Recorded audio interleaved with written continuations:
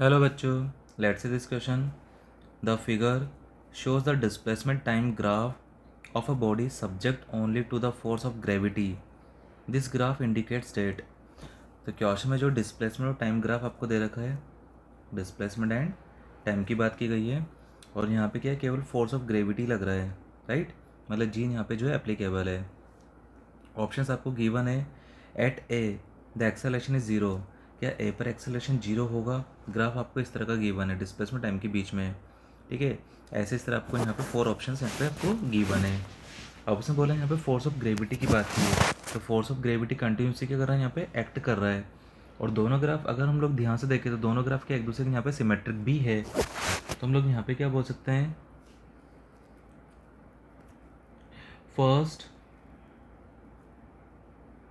First and second part of the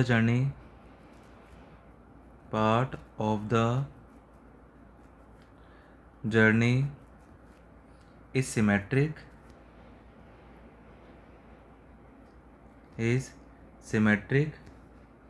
hence option D will be correct, or hence option D will be correct. देखो दोनों portion के एक दूसरे के यहाँ पे सिमेट्रिक है, तो यहाँ पे देखो. और फोर्स ऑफ ग्रेविटी की बात करा तो फोर्स ऑफ ग्रेविटी तो क्या होगा, यहाँ पे कंटिन्यूसली एक्ट करेगा, ठीक है. तो एक्सेलरेशन क्या होगा, यहाँ पे कांस्टेंट होगा for all time as shown in the figure. अब अगर आप ए पॉइंट पे आते हो तो ए पॉइंट पे उसने क्या बोला, एक्सेलरेशन यहाँ पे जीरो होगा, जबकि डिस्प्लेसमेंट जीरो होगा. इसका मतलब यहाँ पे एक्सेलरेशन जीरो नहीं होगा. पार्टिकल कहने का मतलब यहाँ पे रिटर्न बैक आ रहा है, ठीक है. इसके बाद में पॉइंट बी की अगर बात करें हम लोग, तो पॉइंट ऑप्शन बी की, तो at A the velocity is maximum. क्या ए पर वेलोसिटी मैक्सिमम होगा? नहीं, ऐसा भी नहीं है. क्या ए पर डिस्प्लेसमेंट जीरो होगा? नहीं, ए पे तो डिस्प्लेसमेंट क्या है, यहाँ पे मैक्सिमम है. तो आंसर जो आएगा ओवरऑल, जैसे अगर हम लोग बात करें, डिस्प्लेसमेंट टाइम का जो स्लोप होता है वो वेलोसिटी को शो करता है, ठीक है. तो पॉइंट ए पर यहाँ पे स्लोप ऑलमोस्ट क्या हो गया, यहाँ पे कांस्टेंट हो गया. तो ए पर वेलोसिटी क्या होगा, ए पर यहाँ पे वेलोसिटी ज़ीरो होगा, ठीक है. जबकि ऑप्शन बी में उसने बोला वेलोसिटी मैक्सिमम होगा, तो इस वजह से ऑप्शन बी यहाँ पे रॉन्ग है. इसके बाद में ऑप्शन अगर हम लोग बात करें ए और सी की, ये रॉन्ग क्यों है? अच्छा, ऑप्शन सी पर उसने बोला डिस्प्लेसमेंट जीरो है, जबकि ए पे तो डिस्प्लेसमेंट क्या है, यहाँ पे मैक्सिमम है. यहाँ पर डिस्प्लेसमेंट क्या है, मैक्सिमम है. और ऑप्शन में बोला उसने जीरो, तो ऑप्शन सी इस वजह से गलत हो गया.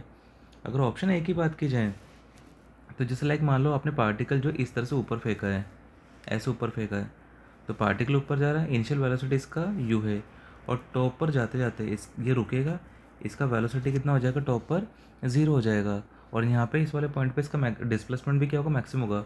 अभी यहाँ से रिटर्न बैक आएगा, तो जब रिटर्न बैक आएगा तो इसका जो डिस्प्लेसमेंट है फ्रॉम द ओरिजिनल पोजीशन, जैसे लेट्स सपोज दिस पोजीशन, तो इसका डिस्प्लेसमेंट क्या होता जाएगा, डिक्रीज होता जाएगा. और फाइनली इसका अगेन डिस्प्लेसमेंट कितना हो जाएगा, ज़ीरो हो जाएगा, क्योंकि जहाँ से चला ये वहीं आ गया.